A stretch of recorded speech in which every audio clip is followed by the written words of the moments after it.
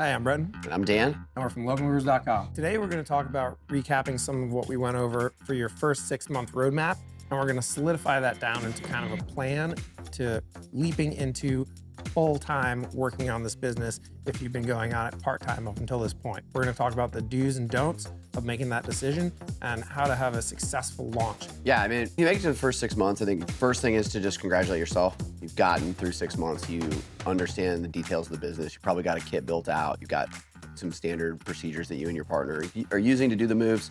Go back to the strategic plan that you did at the beginning.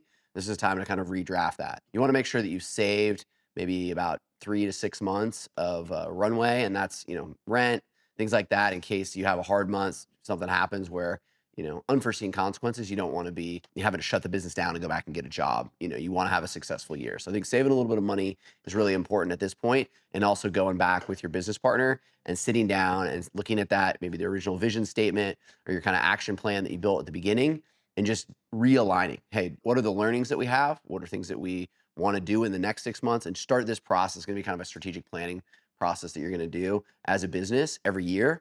But you're going to do it right now at your 6 month. Yeah, I mean, for me, I think I just want to take a piece of paper and write down what my major expenses are. Basically, usually it's your rent and your mortgage, your car payments, and then your disposable income that goes towards food and clothing and stuff like that. So come up with a reasonable, realistic budget.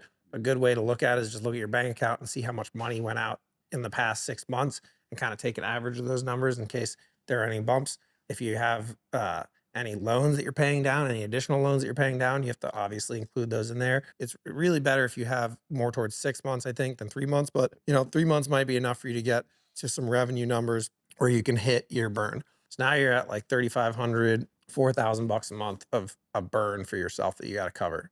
So that means if there are two of you in the business and you're at $8,000 total, that means the profit you got to take away is 8,000 bucks from your business. So in order to hit that, if you're at 30% profit margins or something like that, you got to be making 25K a month just to cover that on your top line. Yeah. And if you're trying to hit that kind of number, you're definitely not going to hit that with just two guys working. Yep. You're going to have to hire and have more people, more jobs. Yeah, I mean, I think at this point you need to have developed a healthy funnel in terms of the leads you're bringing in. You need to have a pretty diversified strategy. After the first 6 months, you've probably evaluated, and you should have a really good grasp on which channels you can rely on for that different parts of revenue, or at least have some of that together. Maybe some of the marketing that you've been doing, ad spend is working. Some channels may not be working, so you've kind of maybe shut those down now. Your buddy that's like a realtor, you've got a couple realty folks in the community now, and you've become their go-to mover, right? And so they're guaranteeing you a job, maybe a couple jobs a month. Maybe one or two out of town moves from them in the local community. And so that's stuff that you can kind of count on as recurring revenue. And so I think one of the KPIs there is uh, having at least 50% of your revenue that you're getting being that 50% recurring revenue. Another KPI is just making sure that your sales pipe, everything's tight, and that your time to pick up the phone is you're able to maintain that. And then having your standard operating procedures, that's a good KPI to also have in the first 6 months, is writing out the process. I think you also have to be realistic about what your historical rate of growth has been for your business. So if you've been growing pretty steadily at that rate, you have to ask yourself, hey, if I jump off and now I'm going to go do this by myself and I need to get to 25,000 a month, what will I be able to do that? Will I have channels that I can tap into? Is there upside in these other channels? And it might take you even longer. One thing also to think about is the seasonality of the business. Your move business could go up 1.5 to 2 times pretty easily during that summertime session. So it's totally possible that you start in the winter and you get up to 10, 15K of moves a month.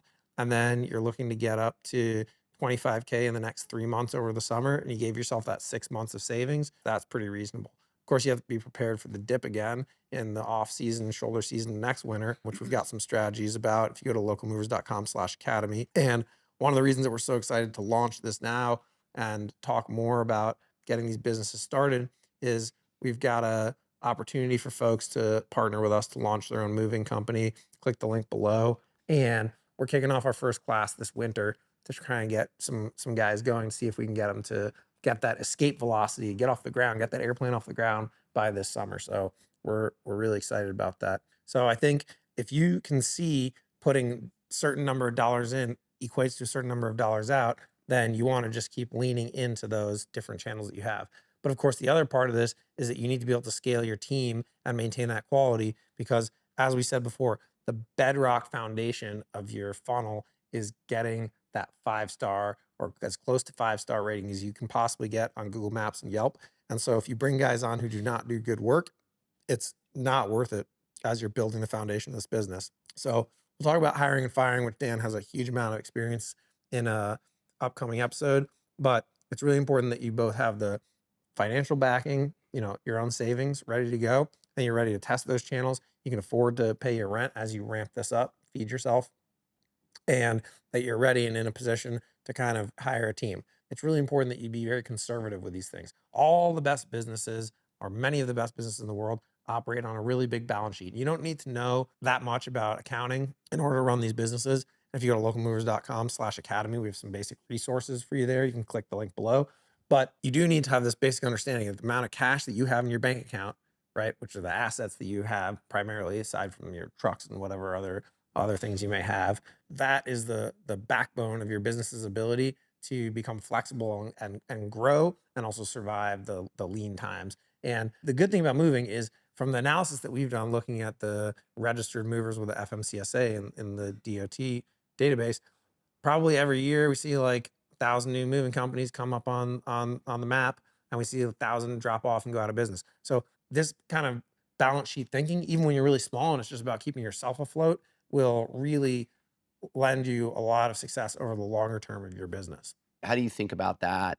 And how do you manage maybe the feast that's coming, but also be mindful of a potential famine that would take you out, like you're talking about the 1,000 companies that come in and come out? How do you manage that cyclic nature as a new entrepreneur? Yeah, I mean, two big things. One, keeping your costs down. So, as a moving company, you don't really need to have a physical office, especially in today's day and age where people work remotely.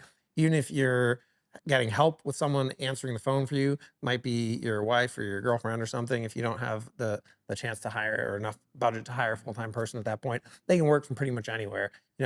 Everyone should be communicating using modern tools. So being in a physical office can save you some money. You don't need to do that. In terms of preparing for the famine, it's very much like thinking about the feast. So in the summer, you might go up 1.5 or 2x. And then if you're break even at that time, then you should just project that for the 6 months of the winter, you might be down to half of your business. And so you have to have enough savings for at least 3 months, right? By that math, if you got nothing else. But personally, I think at any given time, for me, running a business, I like to have like a year of buffer cash to be like, okay, I'm gonna be okay because I know things take a long time. But if you can't get to there, I'd say really strive to have at least 6 months. So it's very, very important to be cost conscious and frugal when you're operating a business like this that is indeed a fairly low margin business, but has the potential to have a very, very large scale. But in order to get to that point, you have to be running a very, very focused operation. So I guess at this point, to kind of recap, we made it to maybe our first 6 months, and then we're kind of planning. Hey, what are we going to do to take the leap to take this thing to a full time business? What would you say are the three main takeaways that guys got to remember, write down in their notebook when they're planning this next step for their business? An exciting next step for sure. Yeah, I mean, I think the first thing is, again, go back to the original plan that you wrote at the beginning, meet up with your partner, have kind of a strategic meeting that's like, okay, let's review first 6 months, and then where do we want to go in the next 6 months? Maybe look at the seasonality where you're at. Then your channels, look at all your channels. Which channels have margin to go up and spend? If you want to go from 15K a month, 25K a month, to level that up, which are the channels that you're going to invest in? We're going to, do more networking, find more realtors. We feel like there's maybe a town that we can go and expand into. For the next 6 months, where's the growth going to be? So forecasting a bit in terms of maybe you've tested in the last 6 months. There's some elasticity in some of these channels. Maybe put extra in. You get kind of you're able to Can you see some explain what expansion. that term means? You just use the elasticity in the channels. Just like the channel itself, you're using, say, for example, I don't know, Facebook or something like that, or postcard mailers, right? Mailing out 2x one month and just seeing, okay, is there potential for more expansion in that channel? So you're kind of testing and validating. Right. You've got like a level, okay, we spend, $150, then maybe the next month you spend 300, Yep. 500, Yep. and just see like a rubber band, like, is that going to be able to stretch, or Yep. now like we're capped out Yep. hard? And so that's really important to kind of do some of that testing in the first 6 months, but definitely in the next 6 months, it's really, really important as you start to ramp the business up and kind of understand where is that additional revenue going to come from? Because that's going to be what's paying your bills. That's going to be the profit that's coming into the business that you can store away for kind of the shallow, famine times, or if it's winter, you don't have, some of these other things that you can find at localmovers.com/academy. We have printouts and blogs about what to do when things slow down. There's a lot of different things that as a mover you can do, but storing some money away so you've got, like you said, a healthy runway and are well capitalized. Essentially, you have a lot of money in the bank. So when things happen, you're not one of these thousand companies that comes in the market and goes out of the market. Absolutely. And, this is one of the biggest decisions that you can make to go out on your own and leave behind a steady cash flow if you had a part-time job or full-time job or whatever else you were doing. And so it's very important that you be thoroughly prepared for this, but we're here to support you. We want to see you guys succeed, and we've got your back at localmovers.com. So let's get moving.